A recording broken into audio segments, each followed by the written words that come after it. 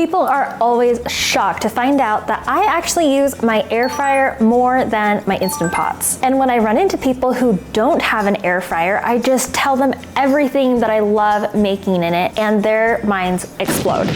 I started writing down a list of all the things I love to air fry all the time, and I started looking through my phone to see what recipes I'm recording and making all the time. Almost all of these recipes can be found on my website, triedtestedandtrue.com, or you can find them on my Instagram reels. The air fryer that I have is the Instant brand Vortex Plus. I've owned other air fryers, but this one is really good. It's super powerful. I really love it. And I always recommend that if you're going to get an air fryer,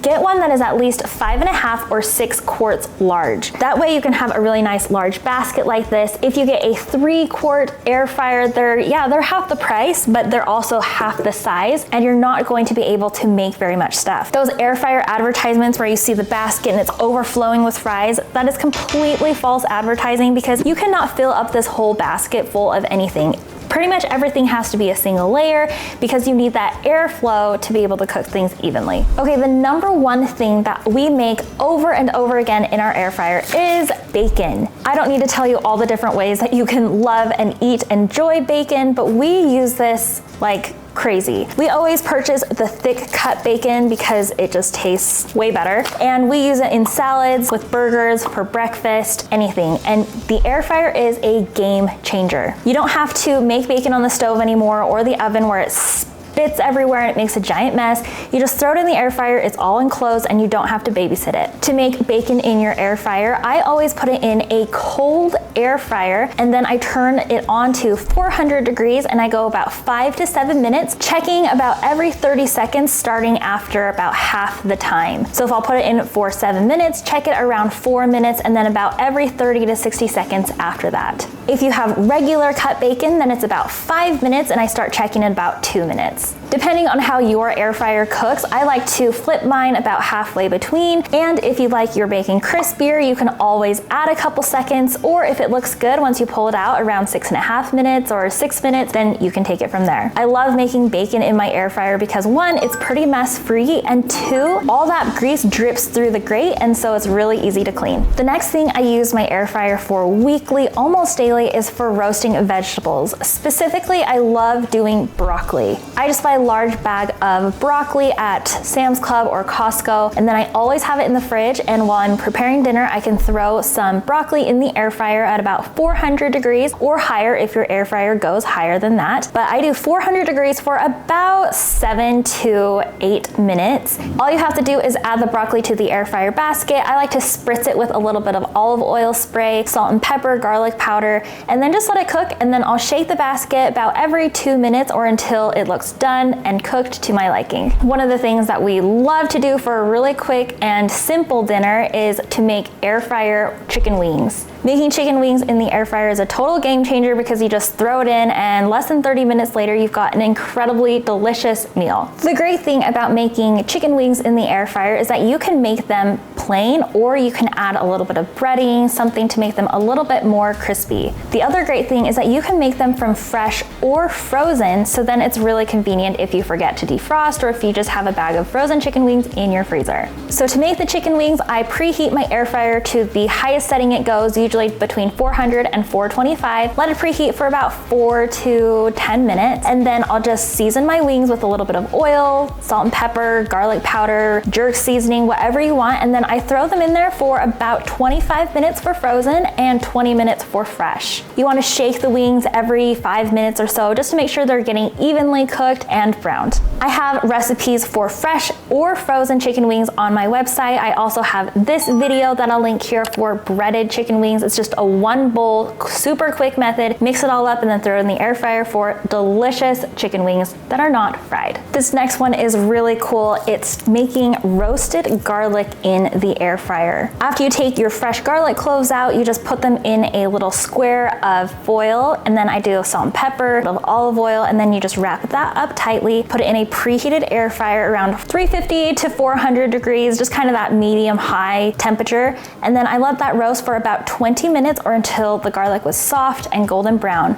After it cools, you can mash that up and put it into mashed potatoes. I made an incredible roasted garlic feta dip for Harmon's earlier this summer. It was out of this world, but it's so easy to do that, and then you don't have to like warm up the oven. Just do it in the air fryer, especially for just like a couple cloves of garlic. Definitely use the air fryer. All right, so this summer I actually did something called the 75 Hard. It's a mental toughness challenge. As part of that, and as part of my diet for it, I didn't eat any like refined carbs, chips, candy, sweets, and so that was really hard. I love salty snacks. So what I made were some air fried chickpeas, and holy cow, they were incredible. I don't have this recipe on my website yet, but I have an Instagram reel that I'm gonna show you right here. All I did was take a can of chickpeas, drain them, and then I just tossed them in a little bit of olive oil and some Cajun seasoning, some garlic, salt and pepper, some paprika, just all those yummy, delicious seasonings. And then I threw them in the air fryer at 400 degrees. They took about, I don't know, 15 to 20 minutes to get them nice and crispy and crunchy, but then I just snacked on those for days. They were incredible. Really high protein, healthy, low fat, and so those air fried roasted chickpeas, insane. Definitely try those. This next one is a little tip or a hack to make your tortilla chips taste amazing. Everyone loves this tip, and everyone loves it when I serve it at a party or an appetizer. Just like whenever we're having chips and salsa, it elevates it just so much. So we just put our store-bought tortilla chips in the air fryer. I do almost everything at 400 degrees unless it's kind of more delicate. So 400 degrees, and you only need about 1 to 3 minutes, and then I shake about every 30 seconds just to get them nice and toasty and brown. The flavor honestly tastes so much better. It's like the difference between butter, which is good, and browned butter, which is like phenomenal. So if you have regular tortilla chips, if you air fry them and toast them, they come out warm and toasty. Like the flavor is honestly amazing. So definitely do air fried tortilla chips. On that same note, something I really like to do is just to make air fryer nachos. So I will add some tortilla chips into like a pie pan, a cake dish, anything that can fit in your air fryer basket, and also something that is oven safe. So if you don't have anything like that, you can also just use like a little square of foil. But I add the tortilla chips to whatever I'm putting in the air fryer, sprinkle them with some cheese, and then just toast them for about 30 to 60 seconds. The cheese melts. You can also add other toppings, and then you've got super easy nachos that are way better in the air fryer versus the microwave. This next one is really convenient when you're only cooking for about 1 or 2 people. It's making steak in your air fryer. This is one of the top recipes on my website, and for good reason. If you're just busy and you don't want to babysit something on the stove, or if you're not a super confident cook, this is just a really easy way to make steak in the air fryer. So I always make sure the steaks are at room temperature so then they cook evenly. Dry them off with a paper towel because you don't want any liquid on the surface of the meat, and then season them with a coarse salt, like a kosher salt and pepper, or any other seasonings that you like. And then you add your seasoned steaks to the air fryer at 400 degrees for only about 10 to 12 minutes, flipping halfway through, and of course always checking the internal temperature with an instant read thermometer. That is so important. You can cook the steak to your liking depending on how well done or rare you like it. I prefer a medium to medium well steak, so anywhere between like 140 and 150-ish is when I'll pull it. And then you let it rest, add a little bit of butter on there, and then you have a delicious steak that you really didn't work very hard for. This last one is something that is incredibly easy and totally foolproof. It's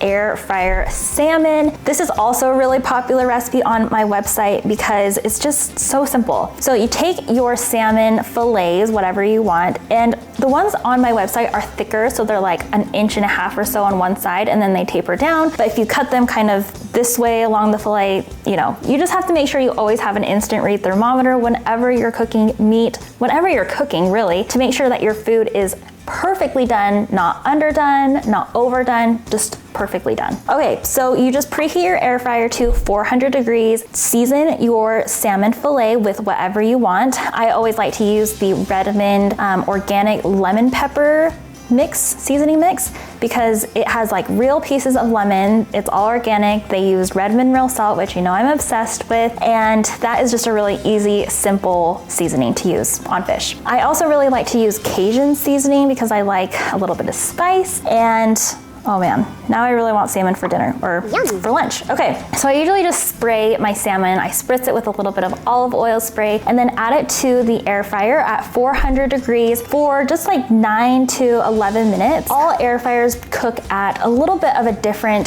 temperature and intensity. So you really have to just kind of get to know your air fryer and see what works best. But about 9 to 11 minutes, and you can flip it if you want, and always make sure you check that temperature. For salmon, you should always cook to a minimum temperature of 145 degrees. So that's what I usually do. And then I remove the salmon from the air fryer. I usually like to also stick a couple vegetables in there too, especially if I'm just cooking for myself. So broccoli, Brussels sprouts, green beans, something that cooks for about the same amount of time. And then you've got a super healthy, easy lunch that you really didn't have to work for at all. So I hope that you can tell by now why I absolutely love my air fryer. I'm obsessed with it. I use it literally every single day. And it's also one of the only appliances that Brett will use. He does not use any other appliance that we own. He's like mixing things with a spatula when I'm like, we have like 10 different kinds of mixers that you can use. He loves this air fryer, and that's why they're taking over. They are incredible. So if you have any other air fryer questions, make sure to leave them in the comments below, and make sure you watch this video on the foods that you didn't know an air fryer could make. It's a really fun one, and we'll catch you on the next one.